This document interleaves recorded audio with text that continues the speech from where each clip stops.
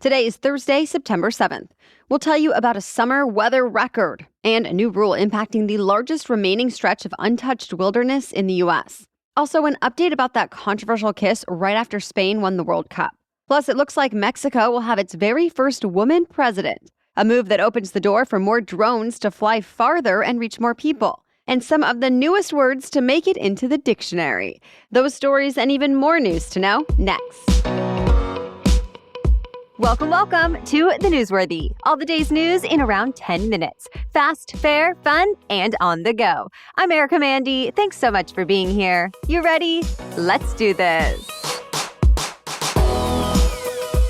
It's official. We are living through the hottest summer on record. Specifically, August was the second hottest month ever measured for the Northern Hemisphere, according to the World Meteorological Organization. And the first hottest month was just the one before, in July. And together, they helped this summer set a new seasonal record. Scientists say there's a couple reasons why this summer is unique. One, an El Niño event in the tropical Pacific Ocean, which adds more heat to the oceans and the air. And two, climate change. And it's not over yet. So far, daily September temperatures are also higher than what's been recorded before for this time of year. And some scientists say next year is likely to be even hotter, with temperatures warmer than they've been in at least 120,000 years. Millions of acres of Alaskan wilderness will be off limits to oil drillers under a new plan from the Biden administration. Oil and gas leases that were already issued in the Arctic National Wildlife Refuge were canceled. And the Department of Interior says it will ban future drilling in half of the refuge from here on out. The refuge is believed to sit on top of some 11 billion barrels of oil. But it's also the largest remaining stretch of untouched wilderness in the U.S. that is home to wildlife like grizzly and polar bears, snowy owls, moose, and more. And this is just one Biden administration effort to rein in oil and gas activities on public lands as part of its agenda to combat climate change. But some Republicans are criticizing the latest decision, saying it was driven by politics. They say President Biden is sending mixed messages about drilling. You might remember, Biden faced criticism from the UN and environmentalist groups for approving a different drilling project in Alaska. And that one is still being allowed on the other half of the reserve. And many Republicans say restrictions hurt the Alaskan economy, keep the U.S. from energy independence, and send oil prices higher. So these new regulations are expected to be challenged in court. To be continued. America's top diplomat made a surprise trip to Ukraine this week, where he announced another big aid package to help the Ukrainian people in the midst of Russia's invasion. Secretary of State Antony Blinken announced more than $1 billion in new American assistance. Most of it is meant to help Ukraine's military with current battles, but it also includes money for long-term security and rebuilding Ukraine's society. In all, the U.S. has supplied Ukraine with $43 billion worth of military and law enforcement aid since Russia's invasion began last February, as well as more than $20 billion in economic and humanitarian assistance. And President Biden has asked Congress to authorize another $24 billion. This all comes as Ukrainian forces have been making gains on the battlefield in the southern and eastern parts of the country. But just yesterday, Russia reportedly carried out one of the deadliest attacks on civilians since the war began. A Russian missile struck an outdoor marketplace in eastern Ukraine that was busy with vendors and shoppers. So far, Russia has not commented on the attack, but in the past, Russian officials have denied targeting civilians. Now Ukraine is investigating possible war crimes. The advice columnist who won $5 million in damages from former President Trump earlier this year just scored another win in court. Remember, a federal jury already found Trump sexually abused E. Jean Carroll in the 1990s, then defamed her more recently by saying it never happened. Well, this week, a federal judge ruled that the former president defamed her another time when he said Carroll was peddling a false rape accusation and was motivated by money. The judge's ruling now paves the way for a jury to decide how much more money Trump should pay Carroll. A trial over the damages is set for January. Of course, that's just the latest legal hurdle for former President Trump, who is also facing 4 separate criminal indictments and several civil cases, all as he runs for president in 2024. So far, he has not commented about this latest development in the Carroll case, but generally, Trump says all of the allegations against him are baseless and just meant to hurt his 2024 campaign. Public health officials are telling Americans to get ready for what could be another so-called Tripledemic this fall and winter. And that's what we saw last year when healthcare facilities were dealing with surging cases of COVID-19, RSV, and flu all at the same time. And now COVID-19 cases are rising around the country. RSV cases are rising in the Southeast, and flu season is fast approaching. This was expected with kids going back to school, people spending more time indoors and in close proximity with each other. But there are some differences that could make this year easier than last. Like vaccines are now available for all 3 viruses. Newer versions of the COVID-19 vaccine have been doing well in trials and are expected to come out later this month. Plus, there are new shots coming out this year for the first time to protect older adults and infants from RSV. And CVS says about 2/3 of Americans plan to get their annual flu shot.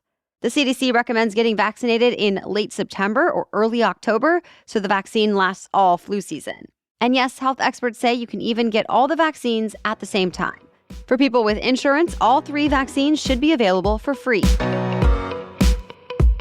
More news is still coming up, but first, a quick break for our sponsor, Nutrafol. Ever wish you had visibly thicker hair? Whether you are simply tired of having thin hair or have actively noticed some shedding or changes, Nutrafol is here to help. Their hair growth supplements use drug-free ingredients that target root causes of thinning hair and promote healthy hair growth. And I can tell you about these products because not only is Nutrafol the #1 dermatologist-recommended hair growth supplement clinically shown to improve visible thickness and strength, but also my own dermatologist recommended it after I had my baby and started noticing changes in my hair. And the good news is I've noticed a difference in the thickness and health of my hair. First, I used their postpartum option, then moved on to Nutrafol Women. So no matter your life stage, take the first step to visibly thicker, healthier hair. For a limited time, Nutrafol is offering the Newsworthy listeners $10 off your first month's subscription and free shipping when you go to Nutrafol.com and enter the promo code Newsworthy. Find out why over 4,000 healthcare professionals recommend Nutrafol for healthier hair. Nutrafol.com, spelled Nutrafol, Nutrafol.com with the promo code Newsworthy. Nutrafol.com, promo code Newsworthy. Okay, now back to the news. There could soon be more drones in the air now that they've cleared a key hurdle. The FAA decided to allow drone operators from 3 companies to fly their aircraft over the horizon without visual spotters.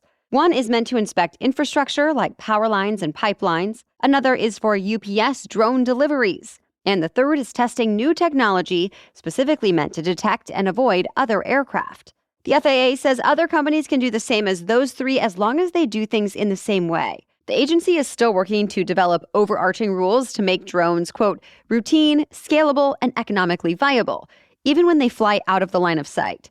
And the long-term plan is to integrate drones into the national airspace system instead of dedicating a separate airspace exclusively for drones. By the way, new rules are also coming that will require remote IDs for drones. They're kind of like a digital license plate, making it easier for people like law enforcement to identify drones from a distance. Those rules go into effect later this month.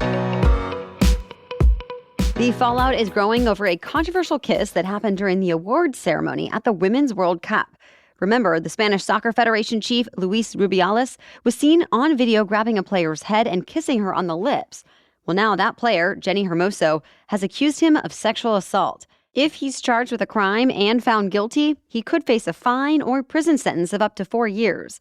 Spain's government, players' unions, players, and many citizens have come out in support of Hermoso.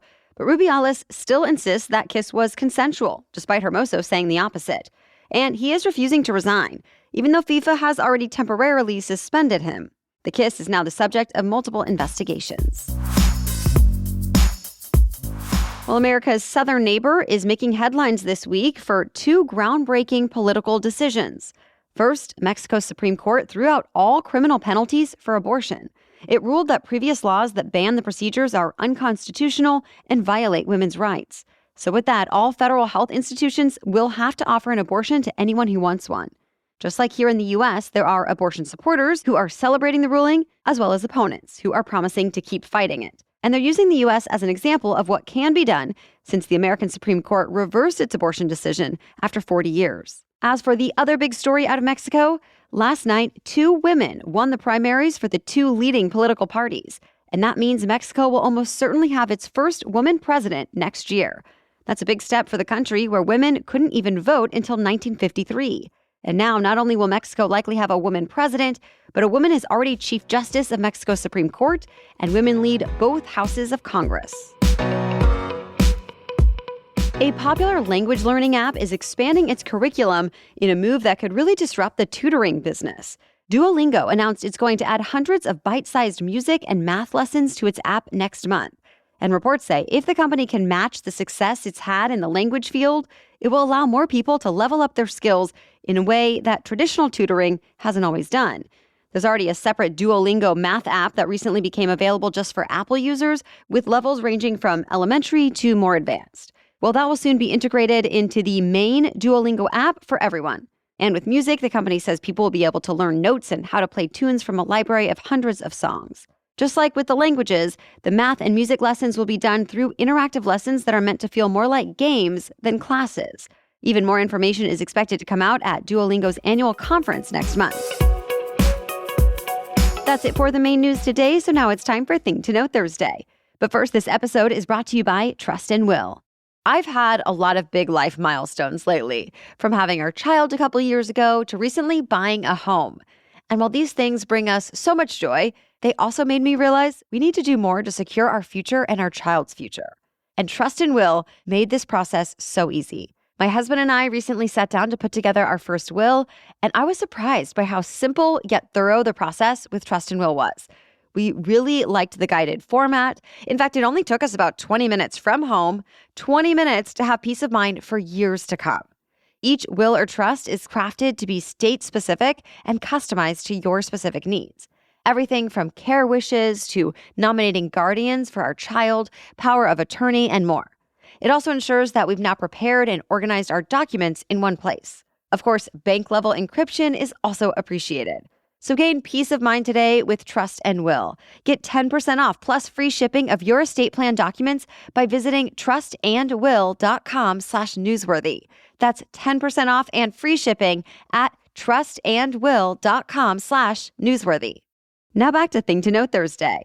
The most famous online dictionary is now expanding its vocabulary. Dictionary.com added 566 new words to its database this week, as well as thousands of revised definitions to other words. The new additions include words like chatbot, which of course is a computer program designed to respond to user messages with conversational or informational replies. There's also Nepo Baby, which is a celebrity with a parent who's also famous. And Blur's Day, defined as a day not easily distinguished from other days, like when all your days run together. Of course, those are just a few of the hundreds of examples. Overall, the new words are from a variety of topics, including pop culture and slang, modern problems, artificial intelligence, climate and extreme weather, and health and wellness. Dictionary.com says all the words were added because they're really used by real people in the real world, and the site is just there to document them. Well, thank you so much for listening today. A quick reminder that if you get value out of this show, it helps us out if you tell other people about it. Thank you so much for all of your support. We'll catch you up on more news to know tomorrow. Until then, have a great day.